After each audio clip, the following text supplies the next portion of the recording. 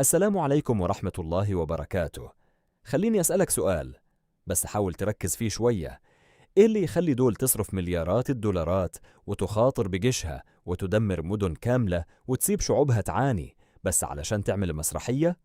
الفكرة دي أنت أكيد سمعتها قبل كده، يمكن في قاعدة مع أصحابك أو تعليق على فيسبوك، واحد يقولك بكل ثقة يا جماعة دي تمثيلية. بس الحقيقة الكلام ده مريح بس مش حقيقي، لأن الحقيقة دايما بتبقى تقيلة. واللي حصل في آخر كام سنة كشف كل حاجة. الحرب الأخيرة مش بس أثبتت إن الصراع حقيقي، دي كمان ورت لنا حجمه الحقيقي. إيران اتضربت بشكل عنيف جدا، مش ضربة ولا اتنين، أكتر من 80 ألف هدف مدني وأكتر من 60 ألف وحدة سكنية اتحولت لركام.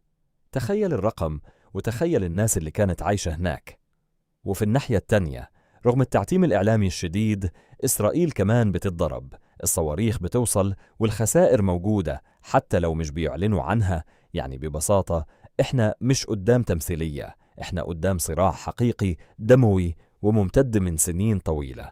طيب السؤال الأهم، ليه كل الكره ده؟ ليه إيران شايفت أمريكا وإسرائيل أعداء وجود؟ القصة مش بدأت امبارح، القصة بدأت من زمان جدا. ولو انت من الناس اللي بتحب تفهم ليه مش بس ايه اللي حصل، يبقى لازم تشترك دلوقتي في قناة أسرار صامتو، علشان هنا مش بنحكي أخبار، احنا بنفهمك الصورة كاملة. نرجع بقى لبداية الحكاية. قبل ما إيران تبقى بالشكل اللي نعرفه النهاردة، كانت تحت حكم عائلة اسمها بهلوي. الشاه وقتها كان عنده حلم كبير، إنه يحول إيران لدولة حديثة زي أوروبا. كان متأثر جدا بتجربة مصطفى كمال أتاتورك اللي قدر يغير شكل تركيا بالكامل. بس المشكلة إن التغيير ده كان مفروض بالقوة، والشعب ما كانش راضي. وجت اللحظة اللي قلبت كل حاجة. الحرب العالمية الثانية، بريطانيا والاتحاد السوفيتي دخلوا إيران وأجبروا الشاه يتنازل عن الحكم. وتخيل معايا المشهد، دولة كاملة بيتحدد مصيرها بقرار من برا. ومن هنا بدأت فكرة إن إيران مش حرة. لكن الانفجار الحقيقي كان لسه جاي. في الخمسينيات ظهر اسم هيفضل محفور في تاريخ إيران، محمد مصدق، راجل الناس وثقت فيه ووصل للحكم بطريقة ديمقراطية. وأول ما مسك خد قرار قلب الدنيا، تأميم البترول الإيراني. يعني ببساطة وقف سرقة ثروات بلده. الشعب اعتبره بطل. لكن في نفس اللحظة بريطانيا اعتبرته عدو. ليه؟ لأن البترول كان أهم حاجة بالنسبة لهم. بس المشكلة إن بريطانيا لوحدها ما كانتش قادرة تكسب المعركة. فراحت لمين؟ راحت لأكبر لاعب في العالم، الولايات المتحدة الأمريكية، وقالت لهم مصدق ممكن يقرب من السوفييت. وكلمة السوفييت وقتها كانت كفيلة تخلي أمريكا تتحرك فورا. ومن هنا بدأت واحدة من أخطر العمليات السرية في التاريخ. المخابرات الأمريكية اشتغلت بكل الطرق الممكنة، فلوس، إشاعات، إعلام مضلل، مظاهرات متفبركة، حتى البلطجية كان لهم دور. والنتيجة انقلاب كامل. الدبابات نزلت الشوارع واتقبض على مصدق واتنفى. والشاه رجع، بس المرة دي رجع بدعم كامل من أمريكا. ومن اللحظة دي كل حاجة تغيرت. إيران بقت تحت النفوذ الأمريكي بشكل واضح. ولو أنت لسه مكمل لحد هنا، فأنت وصلت لنقطة ناس كتير بتخرج عندها. فاعمل اشتراك دلوقتي في أسرار صمته، علشان اللي جاي أخطر بكتير. الشاه بعد كده قرر يحكم البلد بقبضة من حديد. أسس جهاز مخابرات اسمه سفاك بمساعدة وكالة المخابرات المركزية والموساد. وده كان معناه حاجة واحدة، مفيش معارضة.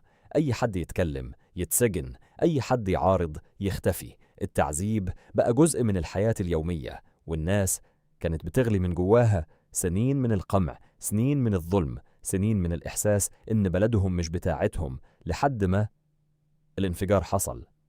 سنة 1979 الثورة الإيرانية بقيادة روح الله الخميني، ملايين نزلت الشوارع والنظام سقط، الشاه هرب. لكن اللي حصل بعد كده كان بداية مرحلة أخطر بكتير. لما أمريكا وافقت تستقبل الشاه للعلاج، الإيرانيين شافوا ده مش مجرد قرار إنساني، شافوه مؤامرة، شافوه بداية انقلاب جديد. فقرروا يردوا بطريقتهم. اقتحموا السفارة الأمريكية واحتجزوا 52 دبلوماسي. أزمة استمرت 444 يوما، وأمريكا حاولت تنقذهم بعملية اسمها عملية مخلب النسر، لكنها فشلت فشل مهين. ومن هنا الكراهية بقت رسمية، مش مجرد سياسة، بقت عقيدة.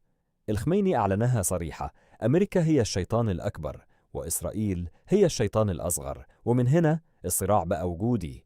إيران بعدها ما وقفتش، بدأت تبني نفوذها في المنطقة. في لبنان دعمت حزب الله، في فلسطين دعمت حركة حماس، في اليمن دعمت الحوثيون، شبكة معقدة تخليها تحارب من غير ما تتحارب مباشرة. لكن أخطر ورقة في إيدها كانت النووي. إيران عايزة تبقى قوة نووية، وإسرائيل شايفة ده تهديد وجودي. وعلى مدار سنين بنيامين نتنياهو بيحذر من البرنامج النووي الإيراني، لحد ما وصلنا للحظة الضرب. مواقع زي فوردو، نطنز، أصفهان، وقالوا انتهى البرنامج النووي. لكن الحقيقة التقارير بتقول إن البرنامج لسه موجود، وإيران لسه واقفة، بل وبتقوى. وده اللي خلى ناس كتير تقول إن الحل الوحيد هو إسقاط النظام بالكامل. لكن السؤال الأخطر، هل ده ممكن، ولا إحنا داخلين على حرب ممكن تغير شكل العالم كله؟ لو وصلت لحد هنا فأنت مش مجرد مشاهد، أنت من القلة اللي بتفهم. فاعمل لايك للفيديو واكتب في الكومنت وصلت للنهاية، ومتنساش تشترك في قناة إسرار صمته، علشان الجاي هيكون أخطر بكتير، لأن في حقائق محدش بيقولها وإحنا هنا بنكشفها. سلام.